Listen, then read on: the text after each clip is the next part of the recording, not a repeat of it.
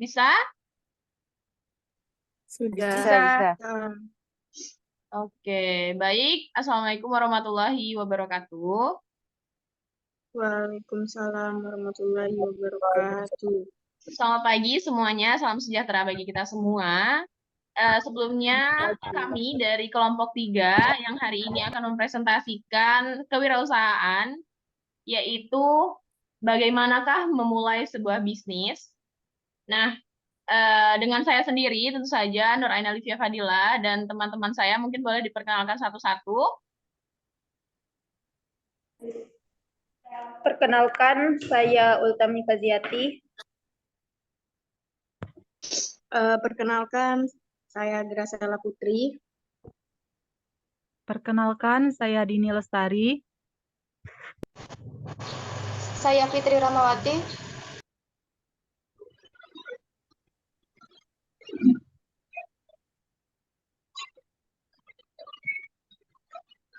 Selanjutnya,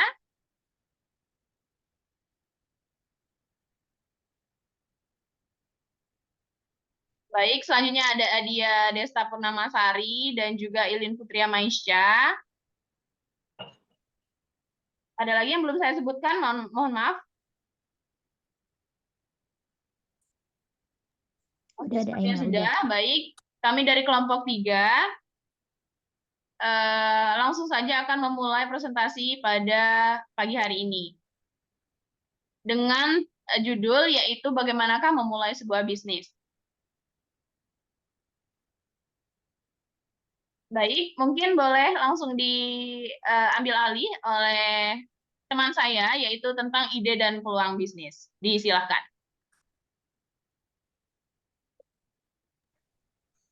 Ide dan peluang bisnis. Hal pertama yang dibutuhkan untuk memulai bisnis sendiri dari awal adalah sebuah ide. Sebuah ide dapat berasal dari mana saja. Banyak wirausaha yang memulai usahanya bukan berdasarkan ide sendiri, tetapi berdasarkan pengamatan dan juga pengembangan dari ide-ide yang sudah ada. Sebuah ide bisnis dapat dikatakan sebagai peluang bisnis bila ide tersebut merupakan suatu konsep bisnis yang menarik, tidak bersifat sementara, tepat waktu, dan terutama mampu diwujudkan dalam bentuk produk yang memberikan nilai bagi penggunanya. Seseorang mungkin saja menciptakan banyak ide untuk suatu bisnis baru, namun tidak memberikan nilai bagi penggunanya, atau ide tersebut tidak tepat waktu dan lebih sesuai untuk dijalankan pada waktu yang lampau atau bahkan jauh pada masa yang mendatang. Baiklah, materi selanjutnya akan dijelaskan oleh rekan saya.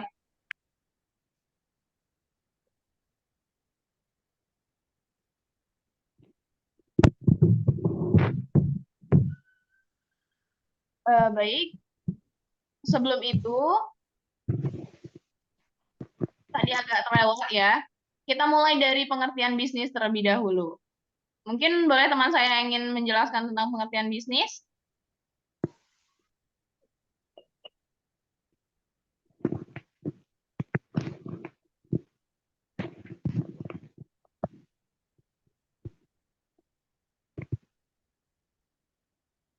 Baik, apakah bisa dimulai untuk pengertian bisnis sendiri?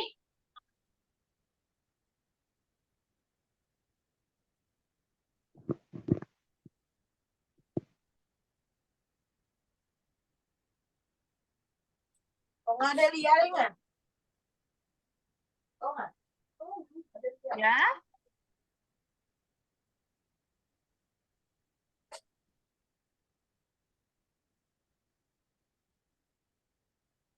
Untuk Adia, mungkin boleh dijelaskan pengertian bisnis terlebih dahulu.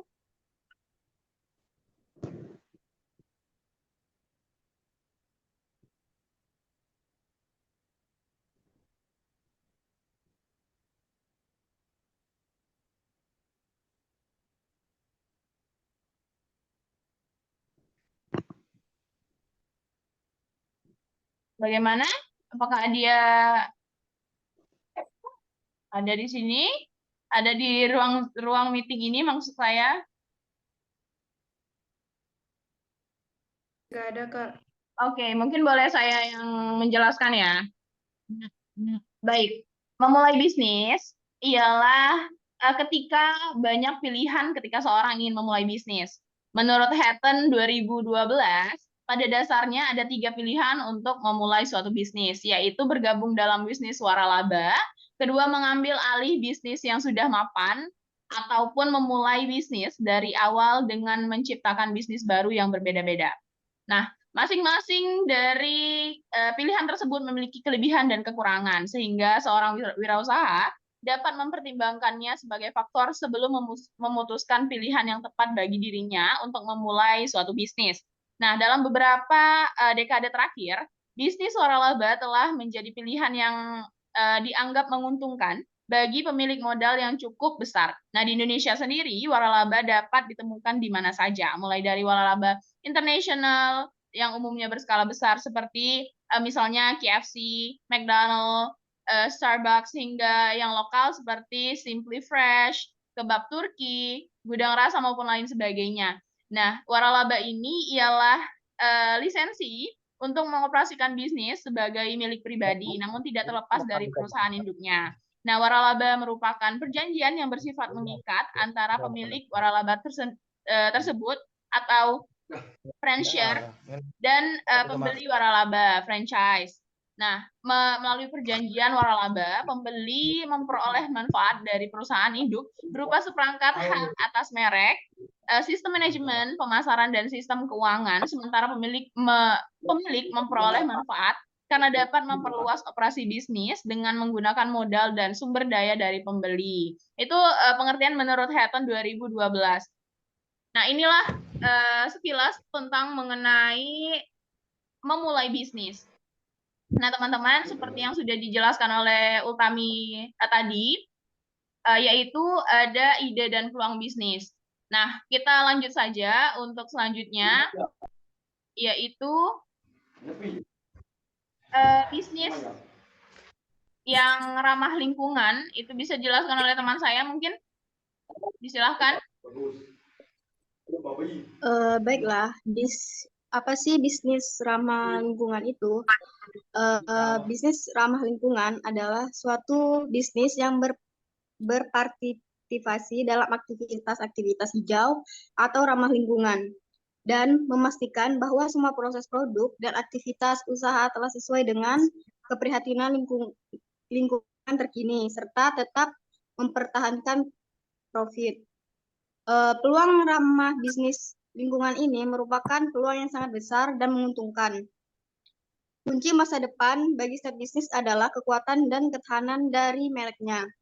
Apa sih contoh-contoh produk yang ramah lingkungan? Itu ada pembalut ramah lingkungan, kemasan ramah lingkungan, sedotan stainless, atau yang dari kertas itu boleh.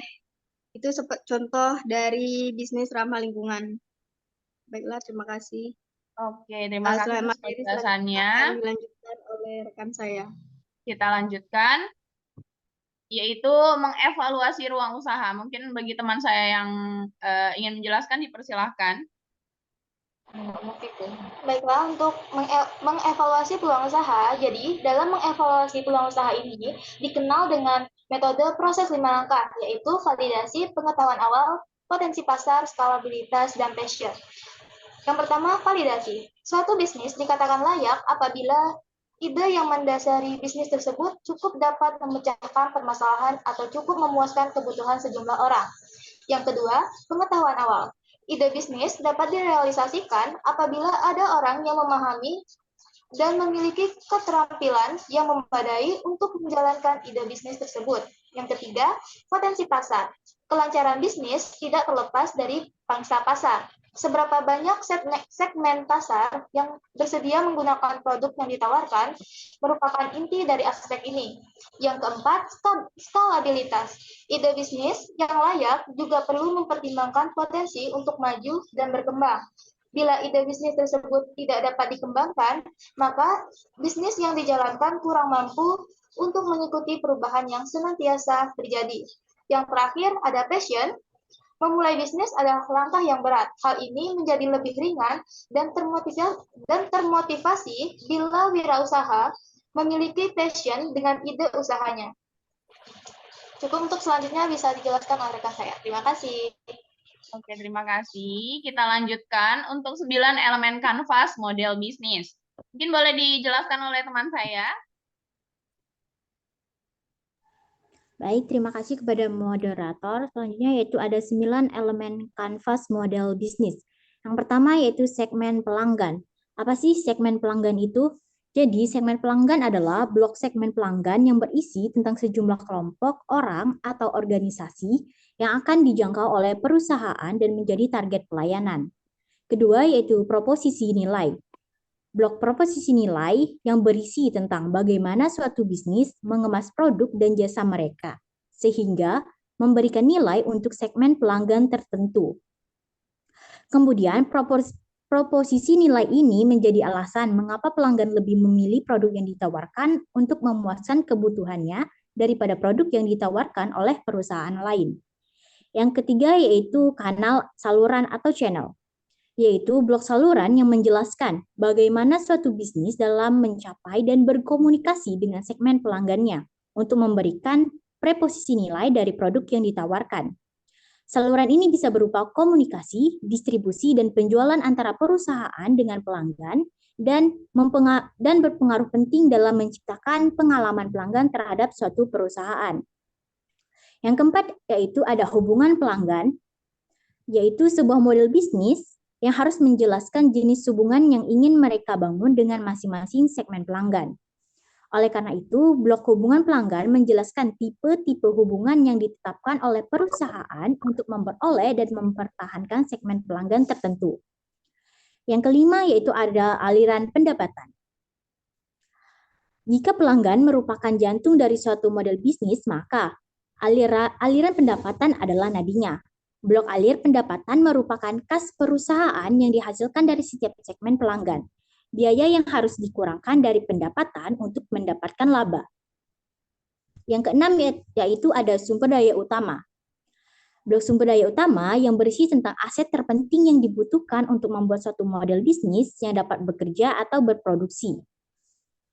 Setiap model bisnis membutuhkan sumber daya utama yang memungkinkan perusahaan untuk menciptakan dan menawarkan nilai, mencapai pasar, menjaga hubungan dengan segmen pelanggan, dan memperoleh pendapatan. Yang ketujuh yaitu ada aktivitas utama. Berisi kegiatan utama yang menjelaskan aktivitas yang paling penting yang harus dilakukan agar suatu model bisnis dapat beroperasi. Yang membahas tentang aktivitas-aktivitas utama dari model bisnis untuk membuat dan menawarkan preposisi nilai, menjangkau pasar, menjaga hubungan pelanggan, dan memperoleh pendapatan. Yang kedelapan yaitu ada rekaan utama. Kemitraan yang menjadi landasan pada banyak model bisnis, yang dimana berisi tentang jaringan pemasok dan rekanan yang membuat suatu model bisnis sehingga dapat beroperasi. Selanjutnya itu ada struktur pembiayaan yang menjelaskan semua biaya yang dikeluarkan untuk mengoperasikan suatu model bisnis. Blok ini menggambarkan biaya-biaya yang paling penting yang terjadi ketika model bisnis sedang beroperasi. Perlu diperhatikan setiap aktivitas dalam preposisi nilai mempertahankan hubungan pelanggan dan menghasilkan pendapatan semua dikenakan biaya. Selanjutnya, materinya akan dijelaskan oleh pemateri selanjutnya. Baik, terima kasih Yelin atas presentasinya. Kita lanjut ke tujuan perencanaan bisnis. Ada teman saya, disilahkan. Baik, untuk tujuan perencanaan bisnis. Merencanakan suatu bisnis sangat penting bagi pelaku usaha. Agar usaha tetap berjalan stabil dan semakin sukses, berikut merupakan tujuan perencanaan bisnis yang wajib Anda ketahui sebagai penguasa. Yang pertama, memastikan bisnis berjalan sesuai dengan visi dan misi. Pertama, tujuan perencanaan bisnis adalah memastikan usaha dapat berjalan sesuai visi dan misi perusahaan agar tidak melenceng dari tujuan awal. Selain itu, adanya rencana bisnis membuat perusahaan bisa meninjau kembali aktivitas usahanya secara berkala sebagai bahan analisa dan evaluasi. Selanjutnya, ada menghitung sumber daya yang diperlukan untuk operasional. Tujuan perencanaan bisnis adalah membantu Anda untuk mengetahui beberapa sumber daya yang sebenarnya diperlukan dalam menjalankan operasional. Tak hanya itu, rencana bisnis memberikan Anda gambaran secara jelas terkait kebutuhan sumber daya manusia dan keahliannya. Dengan demikian, Anda dan tim akan punya pedoman menentukan berapa budget yang dibutuhkan guna mengaji sumber daya manusia tersebut. Berikutnya, ada membuat estimasi kapan bisnis akan profit. Tujuan perencanaan bisnis adalah membuat estimasi kapan perusahaan Anda akan menghasilkan profit, sekaligus strategi agar target tersebut tercapai sesuai timeline. Dengan demikian, Anda dan tim akan semakin termotivasi bekerja lebih keras guna mencapai tujuan, karena sudah tahu kapan target tersebut akan diperoleh. Terakhir, ada melakukan evaluasi untuk rencana bisnis selanjutnya. Melakukan evaluasi rencana yang sebelumnya dijalankan.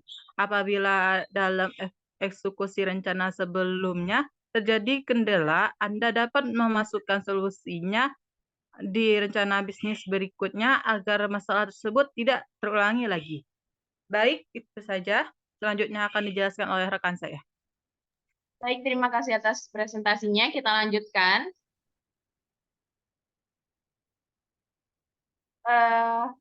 Baik, untuk 3 dimensi utama dalam rencana bisnis, mungkin bisa dijelaskan oleh teman saya, dipersilahkan.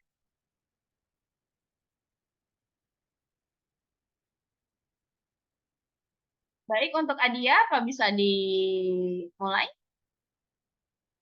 Ya, bentar. Oke.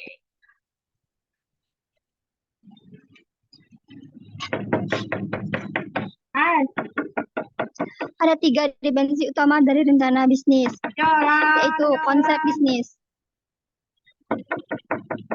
Konsep bisnis yaitu penjelasan secara rinci mengenai jenis bisnis yang digeluti, struktur bisnis, jenis produk yang ditawarkan, dan bagaimana cara menjalankan bisnis hingga sukses.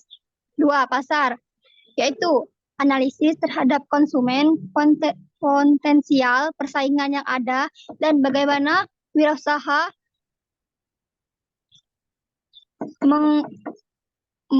memosisikan diri untuk menegakkannya. 3. Rencana keuangan, yaitu penjelasan mengenai estimasi pendapatan dan analisis break-even.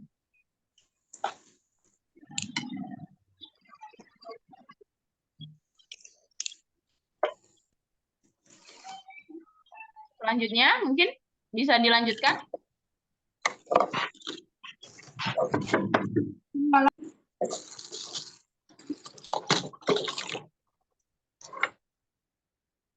Silakan, Nadia.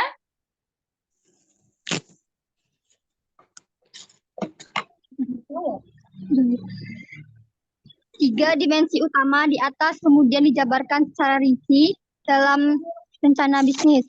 Format penulisan rencana bisnis berikut sudah mencakup informasi yang dibutuhkan dalam suatu rencana bisnis. Yang pertama, halaman judul. Yang kedua, daftar isi. Yang ketiga, rangkaian eksekutif. Yang keempat, profil perusahaan. Yang kelima, gambaran produk. Yang keenam, survei dan evaluasi pasar. Yang ketujuh, strategi pemasaran. Yang kedelapan, analisa produksi dan SDM. Yang ke-9, analisis keuangan. Yang 10, analisis dampak dan risiko usaha. Yang ke-11, yaitu lampiran. Oke, terima kasih atas penjelasannya. Baiklah teman-teman, selesai sudah presentasi kami pada hari ini dengan bertemakan rencana bisnis dari kelompok ketiga. Nah, dari semua penjelasan kami mungkin dapat kita tarik kesimpulan, yaitu rencana bisnis ialah banyak banyak pilihan ketika memulai sebuah bisnis, yaitu memulai suatu bisnis dengan bergabung dalam bisnis waralaba, mengambil alih bisnis yang sudah mapan, maupun memulai bisnis dari awal menciptakan bisnis baru. Nah, kemudian banyak juga ide dan peluang-peluang bisnis. Kemudian pengetahuan awal tentang bisnis juga penting ya, teman-teman. Kemudian ada kanvas model bisnis, lalu ada menyusun rencana bisnis sampai ke dimensi dalam merencanakan bisnis. Nah, sampai sini mungkin teman-teman ada yang masih dibingungkan dan ingin ditanyakan. Kami membuka sesi pertanyaan untuk beberapa orang penanya. Yang mungkin ada pertanyaan yang ingin disampaikan, boleh raise hand dan on mic. Dan juga on cam ya, teman-teman. Disilahkan.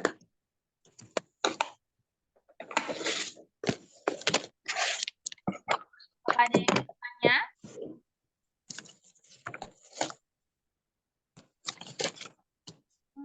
Oke, sebentar lagi akan selesai Zoom meeting-nya dikarenakan tidak pro ya.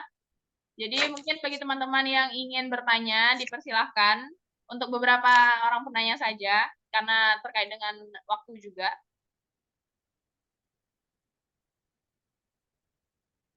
Bagaimana teman-teman? Apakah ada yang ingin bertanya?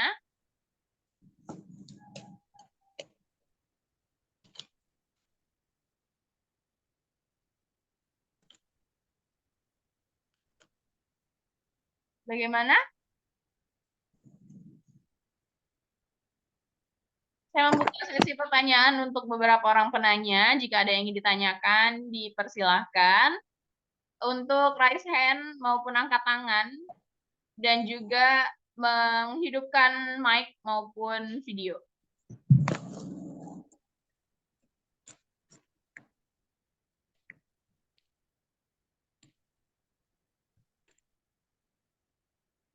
Baik, jika tidak ada yang ingin ditanyakan lagi, saya tutup sesi tanya-jawab. Bagaimana? Tidak ada yang ingin ditanyakan? Tidak, Kak. Oke, tidak ada. Baik, terima kasih teman-teman atas waktunya,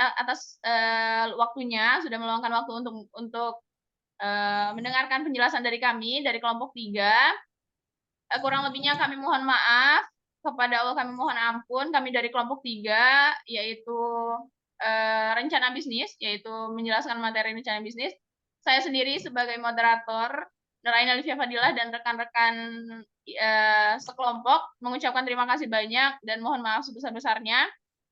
Kami tutup presentasi kami hari ini dengan mengucapkan Wassalamualaikum warahmatullahi wabarakatuh. Baik, terima kasih teman-teman yang sudah berpartisipasi dan saya persilahkan untuk keluar. Terima kasih.